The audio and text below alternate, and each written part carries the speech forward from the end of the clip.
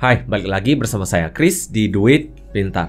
Belakangan ini seperti yang kita ketahui, dengan adanya pandemi seperti ini, banyak sekali orang mencari penghasilan dari rumah. Mencari penghasilannya banyak juga yang mencari melalui bursa saham ataupun bursa kripto, ataupun istilah lainnya mata uang kripto. Hal ini bukan menjadi sesuatu yang tabu sekali sebenarnya. Namun, hal ini menjadi tabu ketika banyak sekali orang yang masuk tanpa memiliki pengetahuan yang mumpuni dan mereka membeli saham ataupun mata uang kripto menggunakan margin ataupun leverage. Leverage istilah lainnya adalah daya ungkit. Leverage atau daya ungkit memberikan kita suatu kemampuan agar kita bisa membeli suatu aset dengan uang yang lebih kecil dan nilai yang lebih besar. Sehingga ini memberikan banyak sekali dampak kepada banyak sekali orang. Memang di satu sisi bursa saham ataupun bursa kripto bisa memberikan kita keuntungan. Namun di sisi lain banyak sekali yang lupa akan yang namanya risiko. Risiko adalah hal yang harus selalu kita perhatikan ketika kita berada di dalam bursa saham ataupun bursa kripto maupun bursa-bursa lainnya. Di episode hari ini kita akan membahas bagaimana cara menyelesaikan utang ini dengan cara yang pintar. Ingat, episode ini simak sampai habis dikarenakan di akhir episode hari ini kita akan membahas segalanya hingga bagaimana cara melunasinya.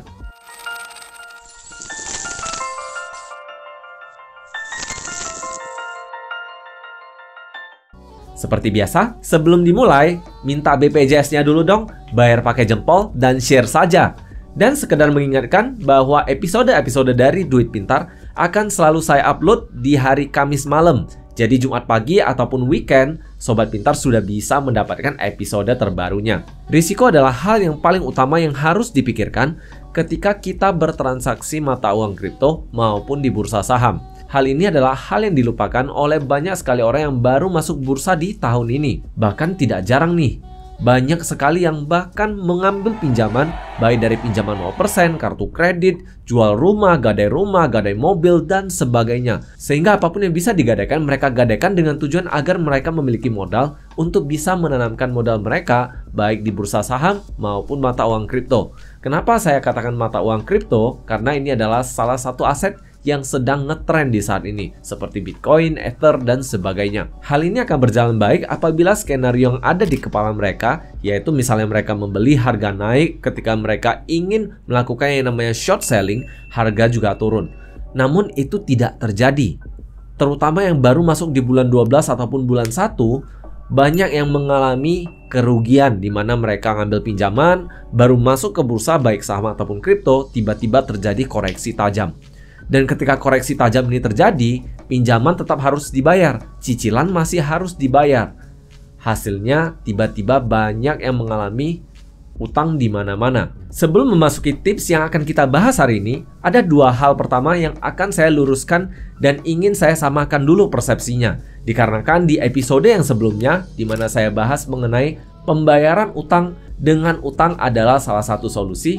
Nah, saya akan meluruskan dua hal terlebih dahulu. Hal pertama yang ingin saya luruskan adalah apakah benar hidup dengan utang itu selalu tidak baik? Dan yang kedua yang ingin saya beritahu adalah apa saja penyebab yang menyebabkan banyak sekali orang yang tidak memiliki pengetahuan akan instrumen keuangan bisa berani-beraninya mengambil pinjaman dan memasukkan uangnya ke instrumen-instrumen tersebut. Premis yang pertama yaitu apakah utang adalah selalu hal yang buruk? Ini adalah hal yang sangat bisa diperdebatkan, di mana sering sekali banyak orang mengatakan, oh utang itu buruk. Ya, utang bisa menjadi buruk apabila kita tidak tahu utang itu yang kita pinjam seperti apa. Bunganya murah atau mahal, cicilannya seperti apa, konsekuensinya seperti apa yang bisa kita rencanakan dari utang yang kita ambil ini. Jadi sering sekali banyak orang mengambil utang tanpa adanya perencanaan, yang ini merupakan hal yang sangat berbahaya sekali. Utang di sisi lain bisa menjadi hal yang baik pula. Utang bisa menjadi hal baik apabila kita bisa menggunakannya untuk hal-hal yang lebih produktif. Hal-hal yang produktif itu seperti apa? Misalnya nih, kita udah punya bisnis yang udah jalan dan memang kita tahu cara mengerjakan bisnis ini. Dan kita ingin membesarkan bisnis ini, maka kita bisa mengambil utang untuk meningkatkan produktivitas kita agar hasilnya bisa menjadi lebih banyak. Tentunya harus direncanakan. Dan yang paling penting ketika kalau kita mengambil utang, ada beberapa hal yang harus diingatkan kepada diri kita sendiri. Yang paling penting adalah kita wajib tahu apakah utang yang kita ambil cicilannya sanggup untuk dibayar oleh penghasilan kita. Sanggup bukan berarti cicilannya sama dengan penghasilan kita. Itu juga terlalu besar. Maka untuk yang namanya cicilan harusnya tidak lebih besar daripada 30% ataupun sepertiga dari penghasilan kita. Ya sebenarnya sih 30% nggak sampai sepertiga sih. Jadi supaya gampang ya jadikan sepertiga aja. Jadi singkatnya, apabila kita mengambil utang tanpa adanya perencanaan, tanpa adanya rencana untuk produktivitas yang lebih, maka alangkah baiknya untuk tidak mengambil utang. Namun di sisi lain, kalau kita merencanakannya dengan baik, kita sudah mengetahui bahwa dengan utang yang kita ambil ini bisa memberikan kita daya ungkit ataupun dana lebih untuk mendapatkan produktivitas yang lebih jauh, maka bisa-bisa aja ini menjadi suatu pilihan. Namun perlu diingat kembali, harus dibandingkan juga cicilannya dengan penghasilannya. Jangan kita ambil utang tapi kita nggak ingat cicilannya berapa. Lalu hal kedua yang ingin saya luruskan kembali adalah banyak sekali orang yang belakangan yang tidak memiliki pengetahuan apapun langsung terjun ke bursa, baik bursa saham maupun bursa mata uang kripto, dan membelinya dengan menggunakan utang. Menggunakan utang sih menurut saya sih ada plus ada minusnya. Kalau yang masih baru langsung menggunakan utang, ini akan sangat berbahaya. Bahkan untuk yang sudah berpengalaman sendiri, menurut saya penggunaan utang harus sangat hati-hati sekali, terutama dalam pengelolaan risikonya. Jadi kalau pengelolaan risikonya masih acak kadut, ya alangkah baiknya sih menghindari penggunaan utang. Dan kalau bisa yang namanya investasi, jangan pakai utang-utangan deh, ribet. Secara singkat, orang-orang yang baru ini, yang baru masuk ke bursa ini, ada dua penyebab utama yang menyebabkan mereka masuk ke dalam bursa ini. Penyebab pertama yang menyebabkan banyak sekali orang masuk ke bursa yaitu impulsive transaction ataupun impulsive buying. Impulsive buying atau impulsive transaction adalah transaksi yang dilakukan tanpa adanya perencanaan apapun. Jadi begitu ngelihat ada yang bilang, ini saham akan naik, akan dipom-pom dan sebagainya, langsung beli. Tanpa adanya analisa, tanpa adanya dipelajari, tanpa adanya riset lebih dalam. Maka di komunitas-komunitas sering sekali saya katakan DYOR ataupun istilah lainnya do your own research. Alangkah lebih baiknya kita belajar lebih jauh dulu sebelum kita benar-benar mencemplungkan uang kita yang ternyata nanti akan menghasilkan kerugian, bukannya keuntungan. Yang menyebabkan pinjaman yang kita gunakan untuk investasi tadi bisa aja menghilang dan menyebabkan kita rugi berkali-kali lipat, yang mungkin saja kerugian ini tidak bisa kita terima. Perlu diingat kalau yang namanya investasi kita bisa untung dan kita bisa rugi. Yang paling penting adalah ketika kita rugi, kita harus bisa menerima jumlahnya. Kalau tidak bisa menerima jumlahnya, ada kemungkinan kita bertransaksi terlalu banyak. Misalnya nih, contoh, kita sendiri tidak bisa menerima nih kalau ternyata kita mengalami kerugian 100.000 di transaksi kita, yang mana kita bertransaksi sebanyak 100 juta. Jadi kalau misal kita tidak bisa kehilangan 100.000, maka mungkin kita harus mengurangi.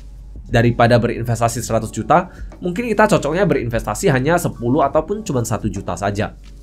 Yang penting kita harus tahu angkanya terlebih dahulu. Penyebab kedua yang menyebabkan banyak orang masuk ke bursa yaitu adanya FOMO dan greed.